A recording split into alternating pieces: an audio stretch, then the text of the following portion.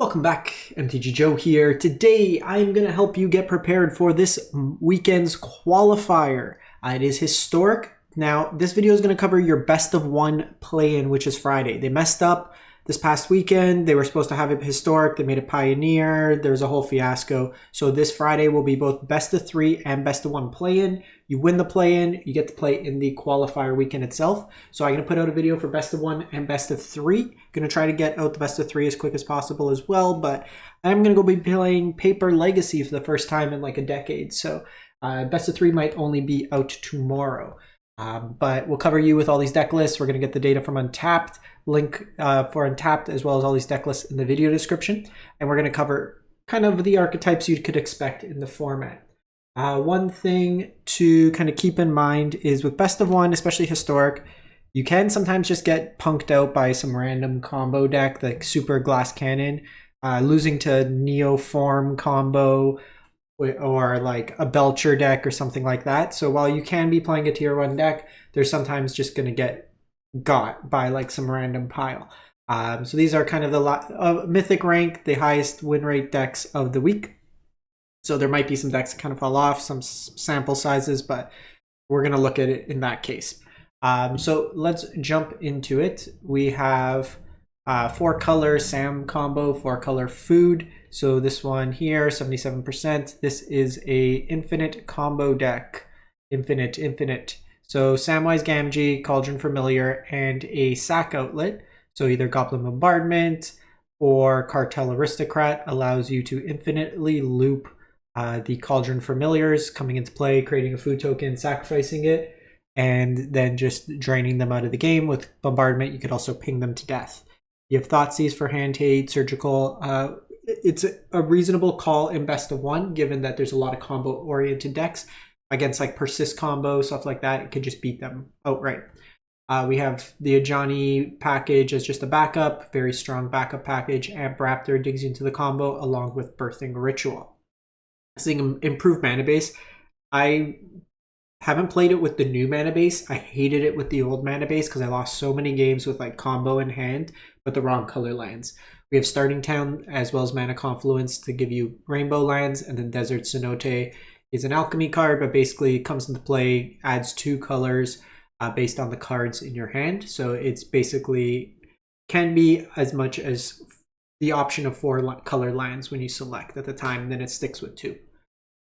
We then have Azorius Control, or the Azorius Flash deck, and this deck can be built in a couple different ways, but the core of the deck is you're leveraging High Noon to kind of prevent your opponent from playing more than 1 spell per turn. And then you have effects like Remand, Reprieve, so you kind of time walk their whole turn, you draw a card, it replaces itself. Spell Queller usually has the downside that if it dies, then they get their spell back, but if they use a kill spell on it, that counts as their spell per turn, and it doesn't work with High Noon. So you kind of lock them out that way there.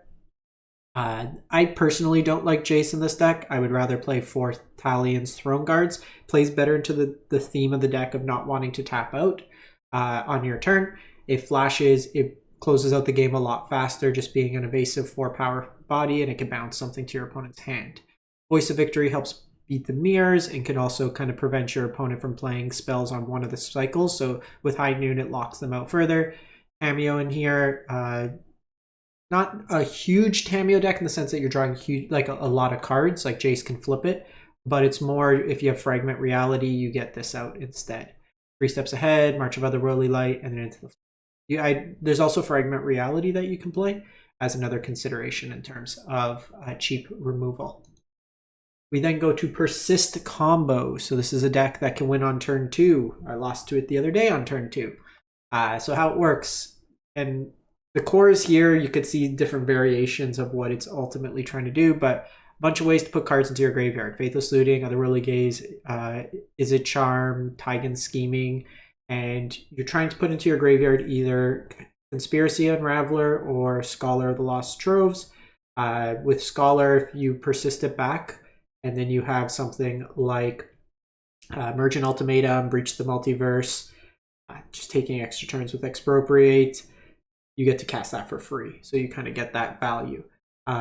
if you do Ultimatum, you can get like Omniscience and a whole bunch of stuff. Conspiracy Unraveler can basically let you cast Breach and then kind of chain through multiple spells per turn and get that value there. So then you just either make a big board of creatures, beat them down with the extra turn, or you can draw through your whole deck and win Jace. Boros Auras, 73%. So this deck, I'd say the variability of it is if you're playing Amped Raptor or Hushbringer. I personally prefer Hushbringer, just given that it shuts off a bunch of decks incidentally. Mono green, the energy decks, it shuts off Alenda's ETB. It kind of just houses a bunch of decks on itself. It's an evasive body, which plays pretty nicely with the lifelink as well. But the core of this deck, you have Light Paws and core Spirit Dancers that take benefit in playing a bunch of auras. The very strong line is Demonic Ruckus on 1 plotted. You Light Paws on 2, cast the Ruckus right away. You can get Sheltered by Ghost to eat their play, and then just kind of snowball from there. One of the cards, there's been an uptick in Fragment Reality being played. Fragment Reality against this deck is kind of the worst removal you could run into, because protection from white means all your auras drop off. Some of the decks are actually picking up Skrelv, because Skrelv gives hexproof as opposed to protection. So hexproof, the stuff stays on, whereas this one is protection. Now notably, this gives you protection from colorless, which is good against the Eldrazi deck, as well as lands, and this has 2 toughness against the Goblin Bombardment decks where Skrelv has 1. So kind of the trade-offs that you'd be looking at in that sense. We have Boros Energy. So again, a few ways to build this here. This one is a Jengantha. More typically, you'll see Lurrus likely. With the Lurrus one, they've kind of picked up multiple Voices of Victory and the Stadium Headliner in there.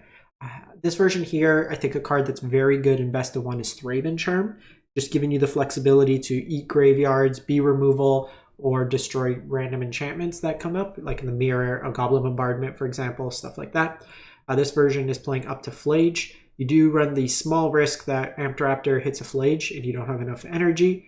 This one is not playing Aether Hub, so you're kind of reliant on that. It is playing a full set of Prismatic Vistas to give you fetch lands to have a higher chance of escaping this back.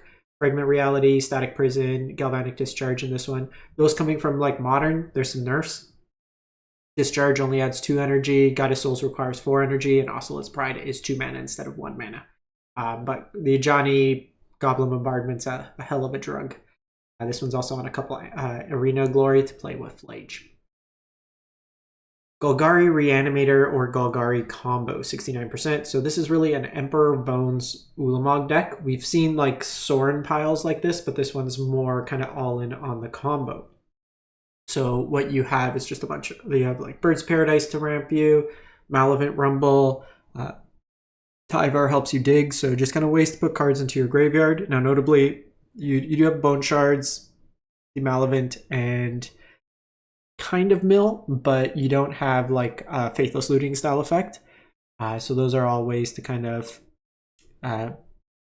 get the Ulamog into your graveyard. If you have it in your hand, you're kind of limited in what you can do. It's really just Bone Shards or Thoughtseize yourself. But how it works is with Emperor of Bones, you exile Ulamog. You have to go into full control or put stops, and then you can immediately put it into play.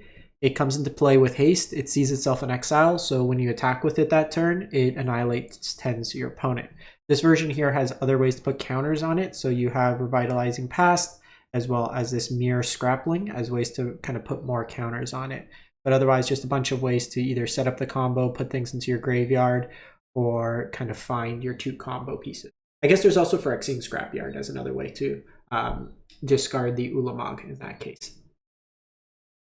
Simic Eldrazi, 69%. So this deck here, again, there's a few ways to kind of build this. This one here is opting to have main board Chalice of the Void. Seen some play Delighted Halfling. Usually you'll see Utopia Sprawl, but this one's foregoing Sprawl in lieu of Chalice of the Void in the main. A little bit more ramp. I think just playing 2 Malevolent Rumbling is wrong. This card's very good, but what you're trying to do here is basically or like have Devour hit the Ugin's Labyrinth, give you some value there. This mana base is a little bit interesting in some of that case. I wouldn't play Mana Confluence in this deck. I'm going to find a better Eldrazi deck. The core is kind of here, but I don't think that this configuration is the best. Chalice can lock out some decks, which I think is okay, but you could just find the one of off Karn. You shouldn't be playing these pain lands in a deck that's already weak to aggro. Utopia Sprawl helps you kind of like ramp earlier, like not playing the full Rumble, not playing the full Ugin's Binding, because with Ugin's Binding you can just cast the Evoke side, and it triggers this in this case. It views it as 7 mana, even though it's only 3. So I will find a slightly better Eldrazi list.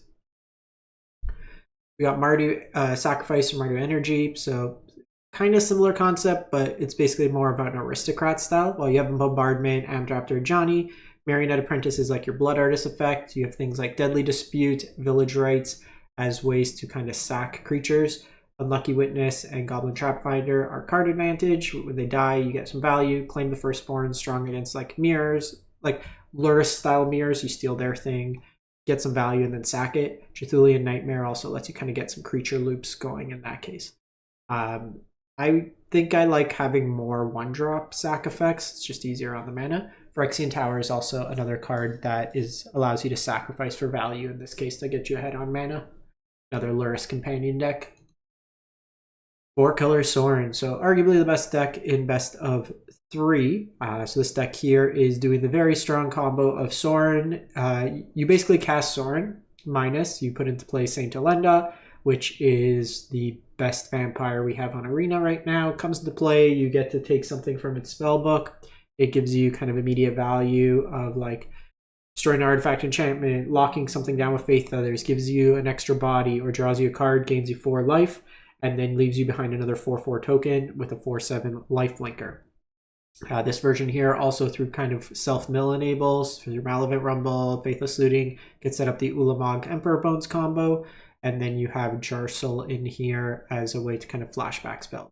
This one's really pushing the mana, going with Mana Confluence and Starting Town, both with the Fragment Reality. Typically you won't see like this end in terms of the Fragment being played main.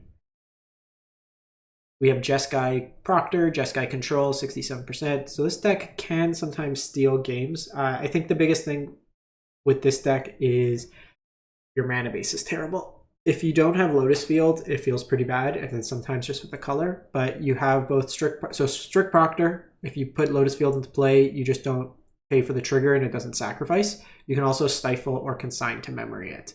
Hushbringer, Strict Proctor shuts down a lot of decks, incidentally, that have various ETB style effects.